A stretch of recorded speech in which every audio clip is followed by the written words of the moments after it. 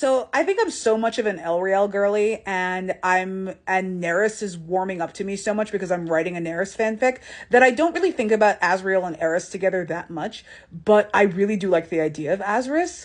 But that's not the point that I'm gonna make here, because you said enemies to lovers, and I need to say a thing that will probably get me yelled at. And that thing is, I don't understand enemies to lovers dynamics, and have actually told my real life book club that I don't think the straights deserve enemies to lovers. Yes, I absolutely said it. The straights do not deserve enemies to lovers, and I will tell you why.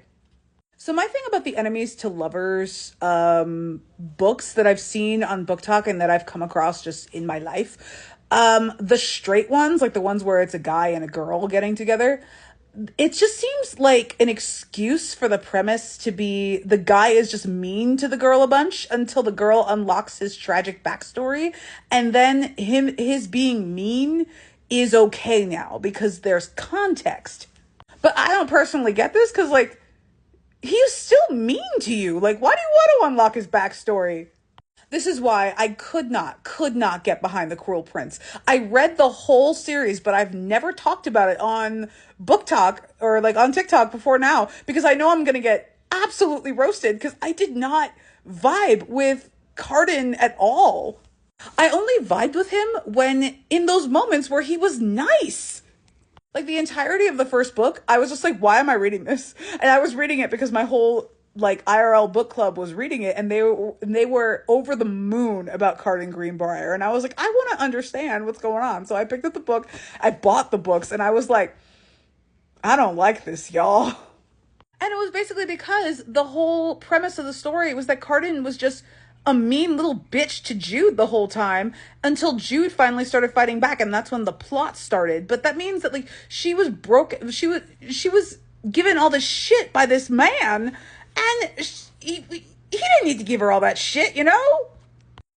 This is also why I had a problem with Punk 57. I wanted to read Punk 57 because I kept seeing it on my Pinterest feed, and I was on my way to Japan, and and it's not on Apple Books, so I bought it at like the bookstore.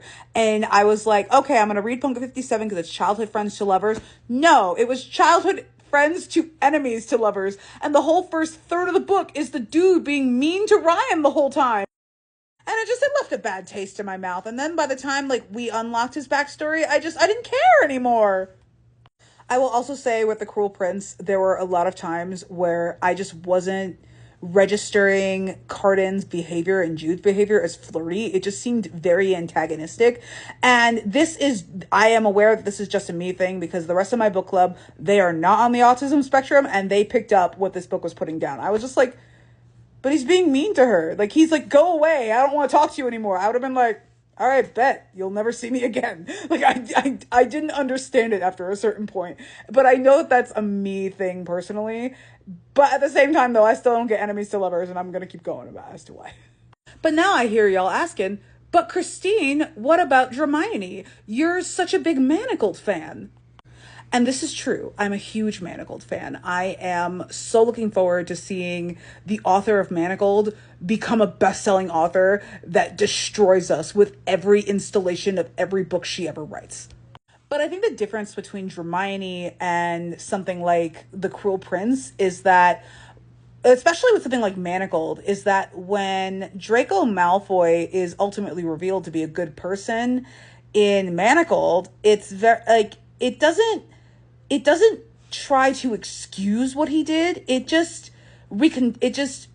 gives us the new context. It's just like, this is what he did. This is why he did it.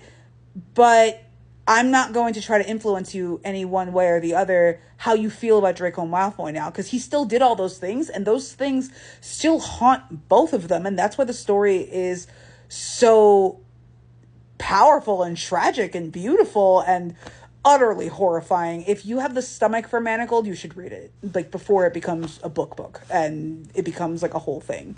And that's not because you shouldn't buy the book when it comes out. It's just because I think the Harry Potter of it all is, I don't know, just read it. I don't have words right now.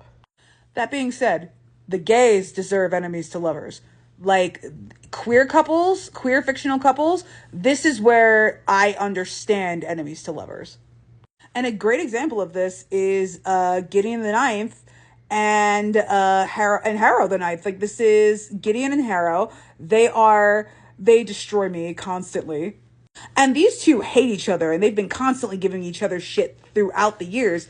And in a story like this, there's no guy being mean to the girl over and over again until the girl unlocks his backstory. This is just two girls being bitches to each other until such time as their their barriers break down between them. I will say, one enemies to lovers for the straights that I understand and I was able to pick it up and I really, really liked it was the Four Horsemen series by Laura Thalassa. I only finished book one, which this is Pestilence and this is Sarah and this is Trixie, the male horse.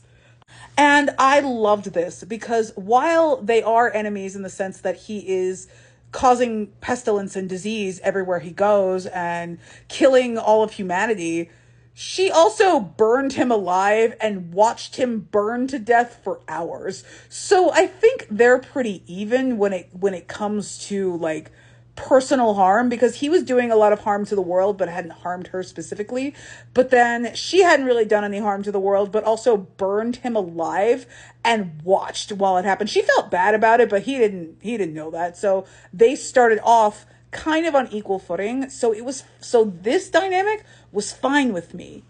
And I think the difference between something like Pestilence and something like The Cruel Prince is that in the Pestilence book, both Sarah and Pestilence, they're on equal footing. They have done almost equally terrible things to each other. Whereas Carden was just a bully to Jude for years until Jude finally just couldn't take it anymore and she just went and fought back. So to bring it back to ACOTAR, enemies to lovers, I would vibe if it's as an heiress, probably because they'd be gay and there is no like element of guy is mean to girl until girl unlocks backstory. This is just two dudes being mean to each other. And this is just two girls being mean to each other. And this is just a guy and a girl who have done equally terrible things to each other and giving each other as good as they get. And that is the proper enemies to lovers dynamic. And I just feel like that doesn't exist in a lot of these books. A lot of these books, it's just literally the guy is mean to the girl until the girl unlocks enough backstory where she can forgive it and wave it away. That doesn't happen in a book like this. Like, she unlocks Pestilence's like inner turmoil and stuff, but he still killed a lot of people and she still holds him accountable to that.